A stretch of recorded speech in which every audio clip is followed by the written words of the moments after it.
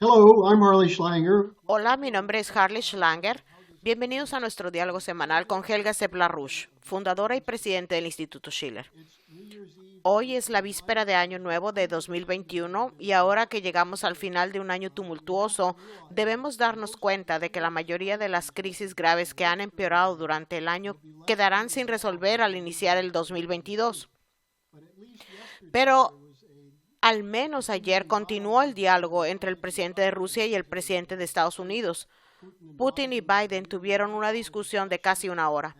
Helga, me gustaría comenzar con tu evaluación de lo que sucedió, por qué sucedió y su importancia. Yes, but let me Sí, pero déjame decirte básicamente algo sobre el año nuevo de antemano. Y es que este año que viene será uno en el que muchos temas estratégicos muy cruciales llegarán a un punto crítico y en el que la humanidad se enfrentará a la elección de un camino hacia cualquiera de las soluciones que llevará a la humanidad a un nuevo paradigma o hacia un camino al infierno. Es por eso que quiero declarar oficialmente el 2022, el año de mi difunto esposo, Lyndon LaRouche, por motivo de su centenario. Y no hay manera más adecuada de celebrar a este gran hombre y la increíble riqueza de las obras que él produjo, que declarar el 2022 el año de Lyndon LaRouche. Y ya puedo prometer que realizaremos muchas reuniones, conferencias y seminarios. Publicaremos el segundo volumen de sus obras completas. Lo hará la Fundación por el Legado de LaRouche. Haremos todo lo posible para que la solución que Lyndon LaRouche ofreció a la situación estratégica, a la crisis económica, a la crisis cultural, que estas soluciones estarán sobre la mesa para que las consideren todos los gobiernos y parlamentos responsables del mundo. Creo que será un esfuerzo muy fructífero, así que los invito a todos a unirse a nosotros en la celebración de Lyndon LaRouche durante todo el año. now having said that, I think that Dicho esto, creo que la situación en torno a la crisis estratégica entre Estados Unidos y Rusia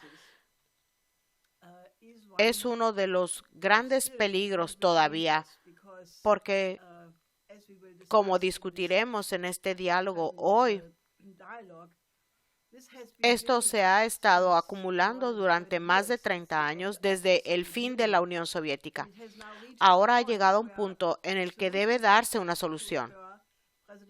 El presidente Putin ha respondido a la interminable serie de provocaciones provenientes de la OTAN, exigiendo tratados legalmente vinculantes que garanticen la seguridad de Rusia.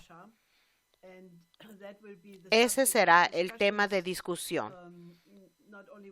No solo se planteó entre Biden y Putin en esta discusión que acaban de tener, sino que será el tema de las discusiones del 10 de enero en Ginebra entre Estados Unidos y Rusia durante 2 días. Luego, el 12 de enero será en Bruselas entre la OTAN y Rusia y luego el 13 habrá una discusión de la OSCE en Viena. Ese es el marco en el que deben producirse resultados. Tanto el presidente Putin como el ministro de Relaciones Exteriores Lavrov han dicho claramente que ya no aceptarán mantener las largas conversaciones que luego se utilizarán mientras tanto para construir los sistemas de armas a lo largo de la frontera rusa en Ucrania.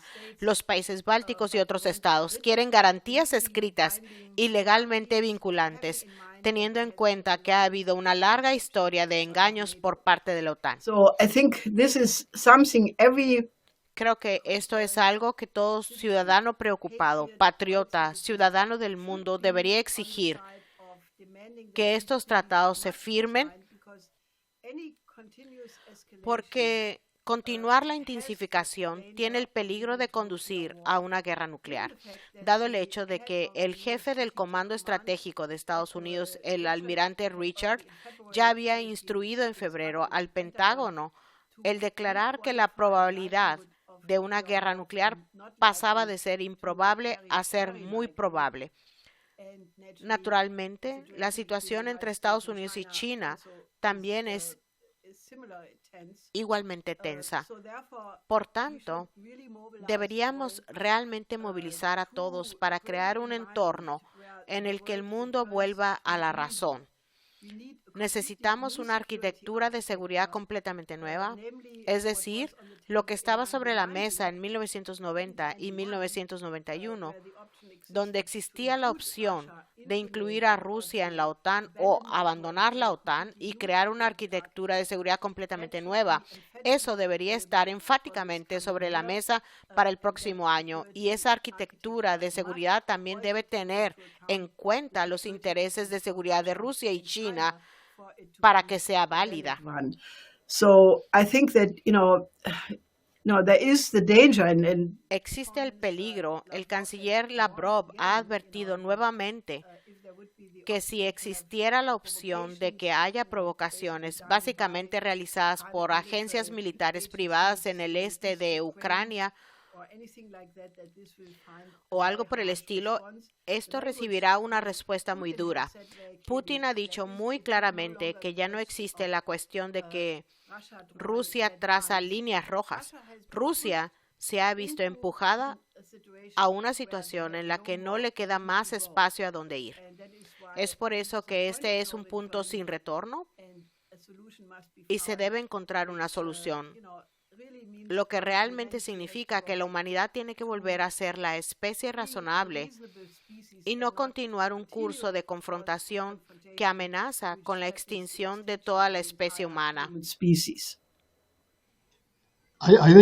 Creo que sería muy útil, Helga, que simplemente indiques el contenido de estas propuestas para que haya garantías escritas y legalmente vinculantes, porque la mayoría de la prensa no cubre esto. ¿Qué es lo que pide Putin? Bueno, él exige que haya una garantía de que Ucrania no será incluida en la OTAN. Le prometieron esto a Ucrania y a Georgia en la cumbre de la OTAN en el 2008 en Bucarest. Esa es una de estas líneas rojas debido a la promesa que le hicieron a la Unión Soviética y luego de manera continua e implícita a Rusia ya en 1990 por parte del secretario de Estado de Estados Unidos, Baker, de que la OTAN no avanzaría ni una pulgada hacia el este. Esa promesa se rompió, se agregaron 14 nuevos países del Pacto de Varsovia de la ex Unión Soviética, la OTAN se amplió 1,000 kilómetros hacia el este. Ahora están incluidos los países bálticos y Polonia y los países balcánicos. Ucrania, si miran en el mapa, reduciría el tiempo de advertencia de los misiles ofensivos provenientes de la frontera de Rusia y Ucrania a menos de 5 minutos, lo que obviamente es demasiado poco para que Rusia pueda defenderse. El primer requisito que Ucrania no sea incluido en la OTAN y luego, en segundo lugar, que la OTAN no avance continuamente hacia el este y que los sistemas de armas ofensivos no se coloquen en el territorio de, por ejemplo, Ucrania, porque eso es lo que ya está sucediendo. Y como dijo recientemente la portavoz del Ministerio de Relaciones Exteriores de Rusia, María Zakharova, ya hay de facto 10,000 soldados de la OTAN en Ucrania, 4,000 de Estados Unidos, 6,000 de otros países. Ya se han trasladado muchos sistemas de armas a Ucrania. En el último año ha habido de facto todos los días maniobras de la OTAN en la frontera rusa. En cierto sentido, se podría decir que ya ni siquiera es necesario poner a Ucrania en la OTAN, porque si estas maniobras se llevan a cabo todos los días con muchos incidentes en los que los aviones de vigilancia o los aviones de combate de Estados Unidos tuvieron muchos casi incidentes, incluso con aviones civiles rusos, por ejemplo, sobre el Mar Negro. Este es un estado continuo de tensión que debe terminar, porque incluso si no es la intención de tener una tercera guerra mundial, el peligro de que estas cosas se salgan de control es simplemente muy, muy alto. Lo dije antes, si la paz mundial depende de las habilidades de vuelo de los pilotos, entonces la humanidad está en muy mal estado. Putin ha exigido que se firmen estos dos tratados, uno con Estados Unidos y otro con la OTAN, y esa es la condición sine qua non, sin la cual no se puede mantener la paz. Ya mencionaste la promesa que James Baker le hizo a Gorbachev en 1990 y que también mencionaron los alemanes, pero hubo otras oportunidades después de eso. Hubo la charla entre Clinton y Yeltsin de 1994, que luego se abandonó poco después de que se realizó. Acabamos de publicar una cronología de esto y es muy útil si revisamos algo de esto, porque no es solo una vez que ha habido una violación de los compromisos y las promesas, es mucho más que eso. Sí, yo de hecho les sugiero a ustedes, nuestros lectores, que descarguen esta cronología, que aparecerá en muchos idiomas en todas nuestras páginas de Internet internacionales y las distribuyan a tantas personas como puedan, por correo electrónico, redes sociales, cualquier forma, porque corrige la versión, una versión que ha mostrado a Rusia en el periodo reciente como un agresor, a Putin como un demonio, a Rusia como un estado monstruo autocrático. Todo esto es realmente una mentira y es realmente importante mostrar paso a paso lo que realmente sucedió. Solo para recordarles, la única persona que yo sepa que predijo que la Unión Soviética se desintegraría fue mi difunto esposo Lyndon LaRouche en 1984, cuando el gobierno soviético rechazó la oferta del presidente Reagan de tener una iniciativa de defensa estratégica que habría sido una manera de diseñar realmente un nuevo paradigma para convertir a la destrucción mutua asegurada en la supervivencia mutua asegurada. Cuando el gobierno soviético, que en ese momento estaba en una trayectoria diferente, rechazó esa propuesta en 1984, un año después, Lyndon LaRouche pronosticó que si continuaban con sus planes ofensivos y ponían mucho énfasis en el aparato militar y el aparato de seguridad a expensas de la economía civil, se colapsarían. Eso es exactamente lo que sucedió. Debido a su pronóstico y su pronóstico en 1988 de que la unificación alemana sucedería muy pronto, y luego él hizo una propuesta sobre cómo mejorar económicamente a los estados del Pacto de Varsovia, la que llamamos el Triángulo Productivo, París, Berlín, Viena. Éramos los únicos en Occidente que teníamos una idea clara de qué hacer, a saber que con el fin del comunismo había una posibilidad histórica de condiciones extraordinarias. Algo así como lo que sucede solo una vez en un siglo. La llamé el momento estelar de la historia. Sturm der Menschheit, porque habría sentado las bases para tener un orden de paz, para poner fin a la Guerra Fría. Ya no había un enemigo. Y tener la idea de tener una integración económica de todo el continente euroasiático, que es lo que propusimos en 1991 con el puente terrestre euroasiático, habría sido la base de un orden de paz para el siglo XXI. Eso todavía está sobre la mesa, ahora es una opción, pero en ese momento fue rechazado. Baker mintió, O tal vez Baker lo decía en serio cuando les dijo a Gorbachev y a Shevardnadze que la OTAN no se movería ni una pulgada hacia el este. Fue muy razonable que dijeran eso, porque no había necesidad, no había de repente ningún enemigo. Pero como ahora sabemos y hemos mostrado en esta cronología, ya al mismo tiempo la gente estaba conspirando entre bastidores para hacer exactamente eso y poco a poco y paso a paso engañar a Rusia. Eso funcionó porque Yeltsin actualmente se le odia mucho en Rusia por muy buenas razones.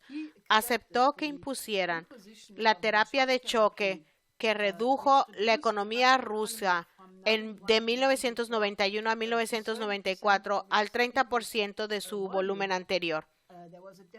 Hubo un colapso demográfico de más de 1 millón de rusos menos cada año porque la tasa de mortalidad aumentó y las condiciones económicas eran horrendas.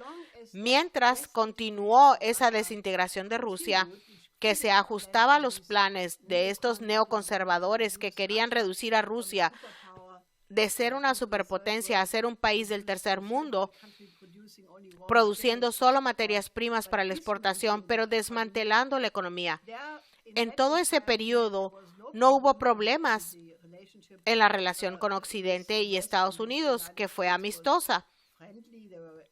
Había muchos funcionarios estadounidenses en todo tipo de posiciones en Rusia, por lo que no había razón para sospechar que estaba sucediendo algo más.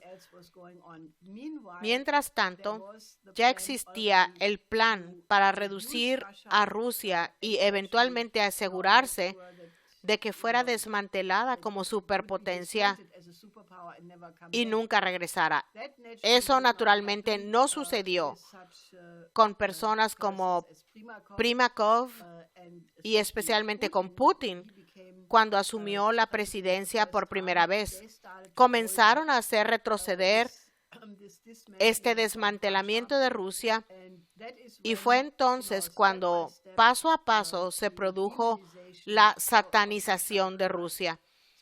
Entonces es realmente importante entender esa historia porque desde el punto de vista de los rusos era completamente incomprensible. El representante adjunto en la misión rusa ante la ONU en Nueva York, Dmitry Polyansky, lo dijo en una entrevista, se sintieron completamente traicionados porque sintieron que ya no eran un país comunista, podrían haberse integrado fácilmente en la OTAN o en cualquier otra alianza de seguridad. Por tanto, si se tiene en cuenta la historia de Rusia, perdieron a 27 millones de personas en la Segunda Guerra Mundial que accedieran a la unificación alemana sin que hubiera un despliegue de tanques, sin ningún tipo de acción agresiva, cuando Alemania había jugado obviamente un horrible papel en la Segunda Guerra Mundial, fue un signo de increíble generosidad. Entonces, desde el punto de vista ruso, ver cómo Occidente los traicionó es algo que tiene que entrar en el cálculo de los planificadores occidentales, porque si se quiere remediar la situación y no terminar en la Tercera Guerra Mundial, entonces eso es absolutamente un paso importante. Has dicho a menudo que la solución es renunciar a la doctrina geopolítica que ha dado forma a la política transatlántica o a la política de la OTAN y Estados Unidos. Solo para reiterar esto una vez más, la intención de los geopolíticos era destruir a Rusia como un Estado nacional soberano. Al mismo tiempo, siguieron avanzando, acercándose cada vez más y hubo las revueltas que alentaron en las revoluciones de color en Georgia y Ucrania, y luego finalmente en febrero de 2014 el golpe de Estado en Ucrania. Obviamente, esta es la razón por la que Ucrania ha cobrado tanta importancia en este punto como un problema entre Rusia y Estados Unidos, ¿no es así? Sí, y tampoco quiero absolver a la Unión Europea, porque la expansión hacia el este de la Unión Europea y la OTAN fue de la mano. La Unión Europea es un imperio. Así lo han manifestado sin vergüenza varios de sus funcionarios. Hubo esta acumulación de fuerzas nazis en Ucrania por parte del Fondo Nacional para la Democracia durante todo el periodo previo a la Revolución Naranja en el 2004.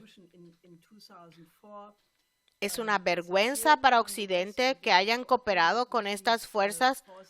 En la tradición de Stefan Bandera, usaron eso en la Guerra Fría y mantuvieron estas redes durante todo el periodo. Muchas de ellas estaban ubicadas en Múnich, pero realmente comenzó a ponerse peligroso cuando la Unión Europea trató de incluir a Ucrania en el acuerdo de asociación de la Unión Europea a finales de 2013.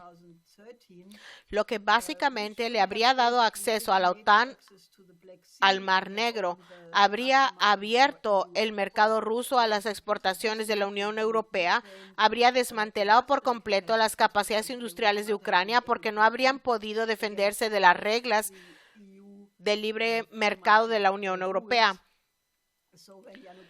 Entonces, cuando Yanukovych a finales de 2013 no firmó este acuerdo de asociación de la Unión Europea, ese fue el punto de activación.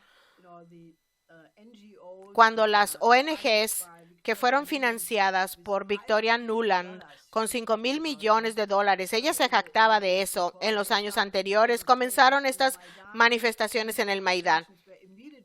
Estas manifestaciones fueron inmediatamente reforzadas por estas fuerzas de extrema derecha, incluso del Oriente Medio. Las fuerzas relacionadas al Estado Islámico llegaron en avión.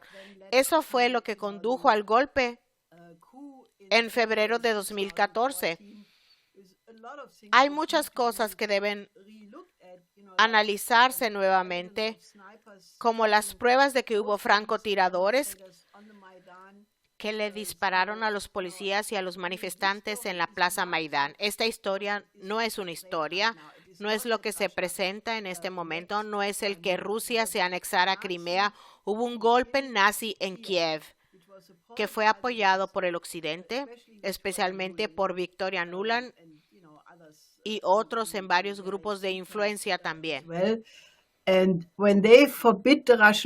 Cuando prohibieron el idioma ruso y crearon una amenaza real para la seguridad de la población rusa en Donbass y en Crimea, es que hubo un referéndum en Crimea, donde más del 90% de la población votó que quería ser parte de la Federación Rusa. Así que no hubo anexión.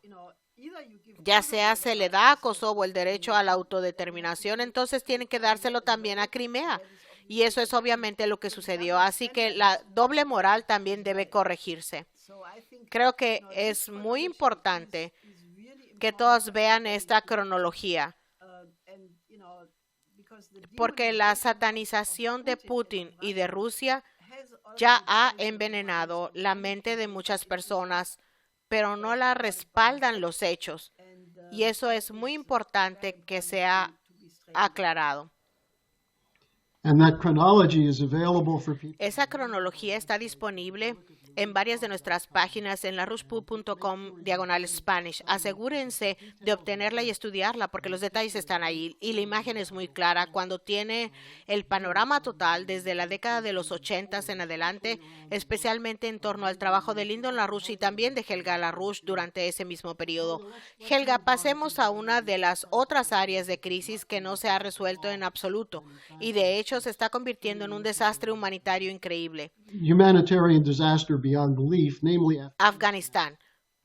¿Cuál es la última noticia que tiene sobre eso? Es la mayor crisis humanitaria que se desarrolla en el planeta. Creo que si Occidente no le da rápidamente marcha atrás a su política, ese será el punto de vergüenza. Creo que Occidente está a punto de perder el alma si no podemos movilizar un cambio. Lo declaró Beasley del Programa Mundial de Alimentos, lo han dicho las instituciones de la ONU, que el 98% de la población afgana es muy pobre. Toda la nación está en extrema pobreza. Además de eso, más del 90% de la población se muere de hambre en el invierno. 24 millones de personas están en peligro de morir de hambre y no sobrevivir este invierno. Esa no es la culpa de los talibanes, como dicen los medios de comunicación, si es que mencionan a Afganistán en estos días. Es el resultado de la política de Occidente, porque como dijo Imran Khan, el primer ministro de Pakistán, en un discurso ante la OCI, la Organización de Cooperación Islámica, que tuvo lugar recientemente en Islamabad, cuando la OTAN se fue en agosto, todos sabían que el 75% del presupuesto de Afganistán procedía de los países donantes internacionales. Dado que estos donantes recortaron inmediatamente toda la ayuda, porque los talibanes habían tomado el control, todos sabían que el pueblo afgano no tendría un presupuesto. Inmediatamente hubo un proceso en el que no se podía pagar a los trabajadores de la salud, a los funcionarios públicos. No había más combustible, no había más electricidad, ni más suministros médicos, no había comida, los bancos cerraron, no había dinero en efectivo. La gente con un poquito de dinero en los bancos no podían sacarlo para importar nada porque hubo un colapso total de la economía. Y eso sigue más o menos en curso. Con pocas excepciones como Rusia, China, los países vecinos comenzaron a traer algo de ayuda humanitaria. Pero un país de casi 40 millones de habitantes quedó a oscuras y con frío para morir. Y eso es genocidio. Y realmente quiero usar esa palabra conscientemente, porque si los gobiernos occidentales cortan no solo el dinero de los donantes, sino que también congelan los fondos que pertenecen al pueblo afgano, 9.300 millones de dólares en poder del Tesoro de los Estados Unidos y varios cientos de millones en manos de bancos europeos. Dinero que no tienen derecho a retener. Entonces, eso es genocidio cuando se miran las consecuencias de lo que hace. Entonces, lo que estamos haciendo es tratar de destacarlo. El Comité por la Coincidencia de los Opuestos, que es una organización que trabaja en el contexto del Instituto Schiller, estamos tratando de que se ponga atención a eso, movilizándonos para descongelar los fondos,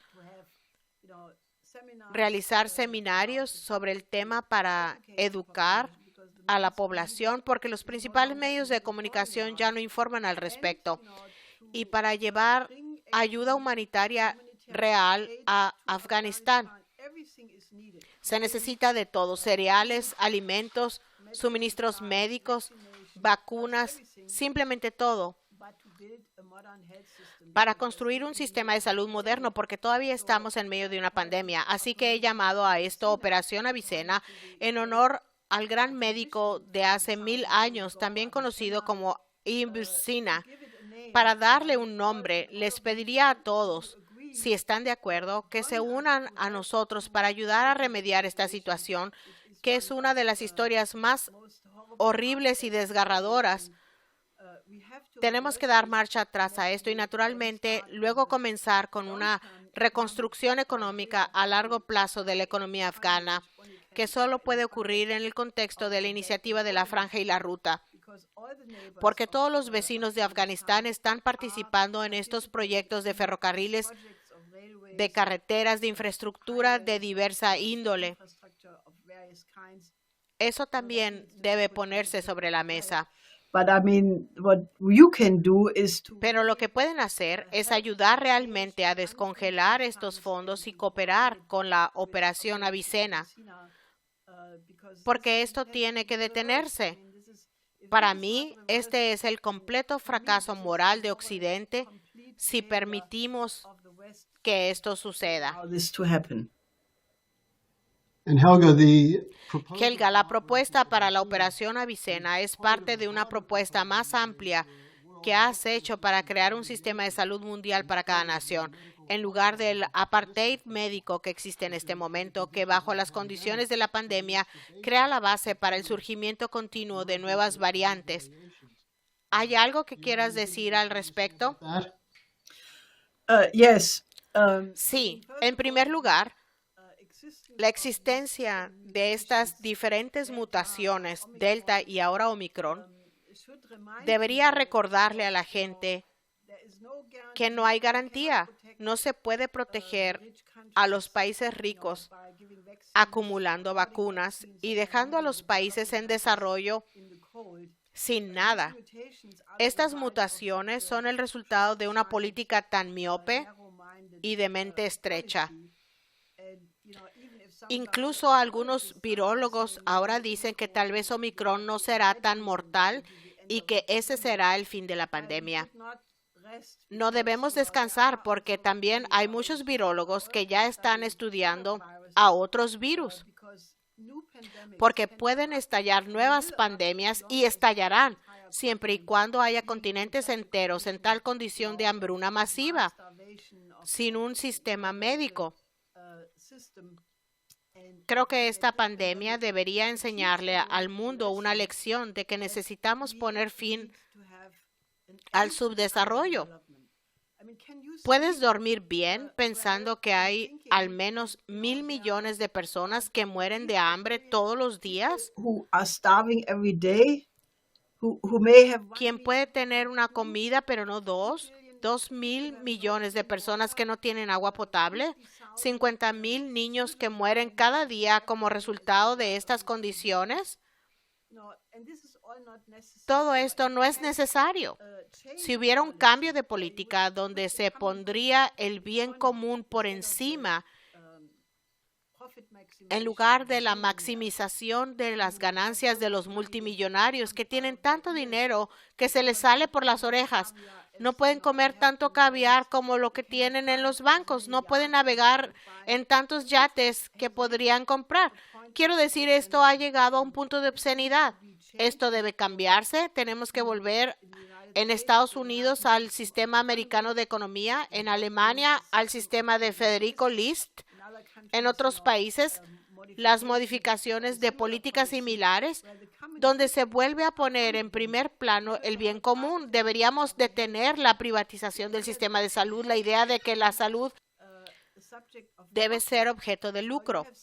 Han visto que incluso países ricos como Alemania, que no será tan rico en el futuro si este gobierno actual se sale con la suya debido a sus políticas verdes, policies, even there, incluso allí se demostró que la privatización del sistema de salud significó que no había suficientes mascarillas. Las camas de hospital se han reducido en el último año en 5,000.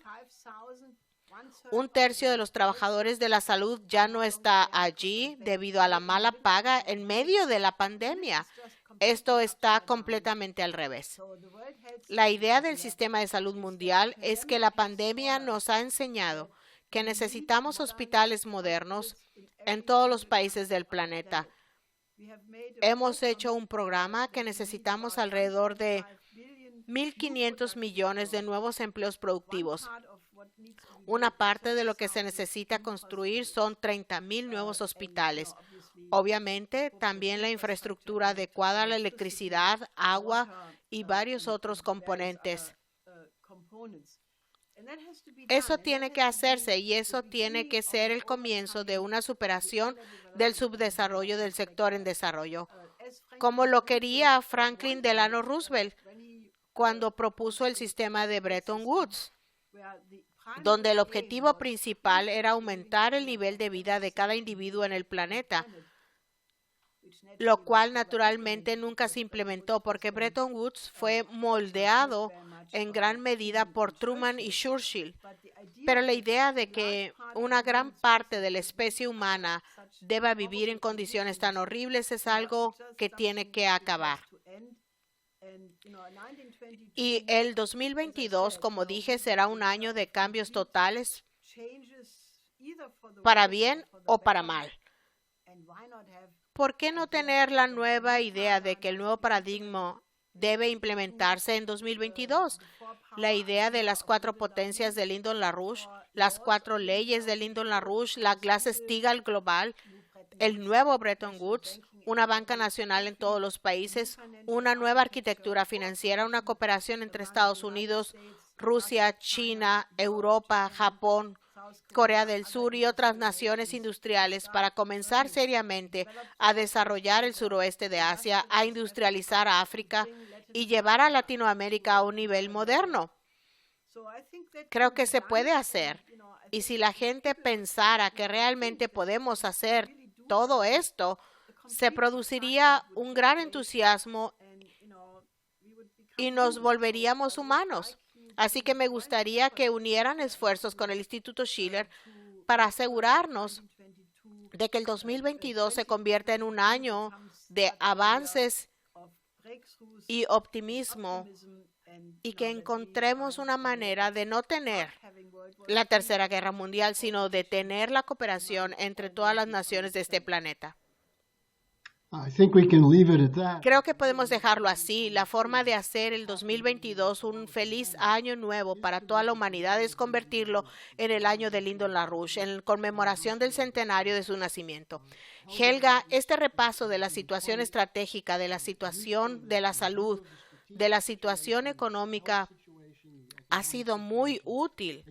Una vez más, la gente debería visitar nuestras páginas, mirar la cronología de las relaciones entre Estados Unidos y Rusia.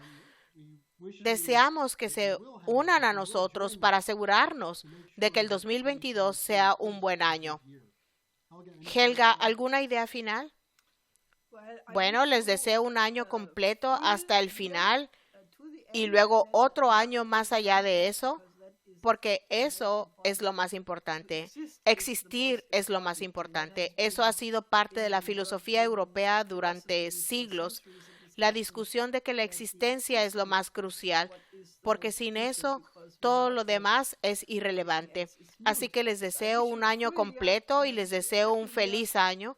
Subamos a un nuevo nivel de desarrollo de la especie humana. Helga, muchas gracias y nos veremos la semana que viene.